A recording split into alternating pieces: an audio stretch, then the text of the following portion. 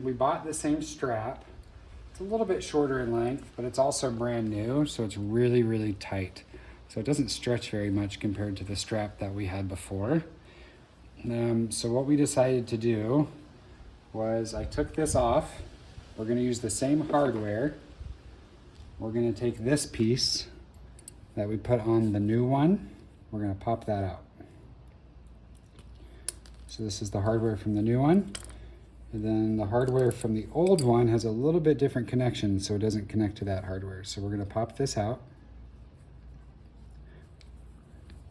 We're gonna pop this hardware in, which is again from the new one, into the old strap that's more stretchy.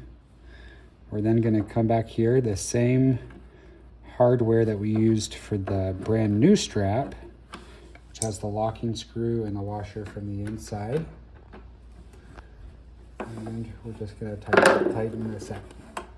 A little tight of an angle, so it's important to have a smaller screwdriver, and I'll show you here in just a second what that looks like.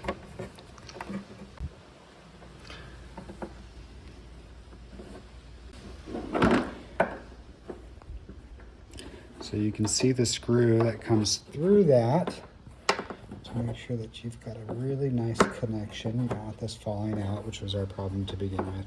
And on the inside, got our lock screw and washer, and that's holding it in place. So now that that's on, so we're going to turn this part goes in there.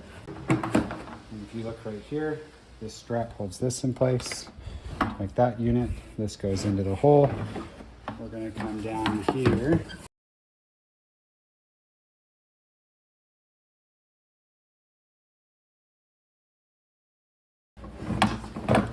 Put that one screw thing through that hole. This ridge is cleaned out, and then you can see that this ridge is flush all the way on the bottom. We're going to grab this strap, and we're going to pull it so it goes through that hole right there. Secures that in place, still on the ridge. Now that this is secured in place in the hook, and this is a little more stretchy, we can easily grab this and hook it onto that part. Not on the wheel, but onto the yellow. So now we verify, we come down to here and we see the ridge. The plastic is on a ridge all the way through. And then if we come up here, we can see there's a nice connection here with no gap. My kids kept mowing the lawn and grass was flying everywhere. It's because there wasn't a good connection here because these two hooks weren't in place.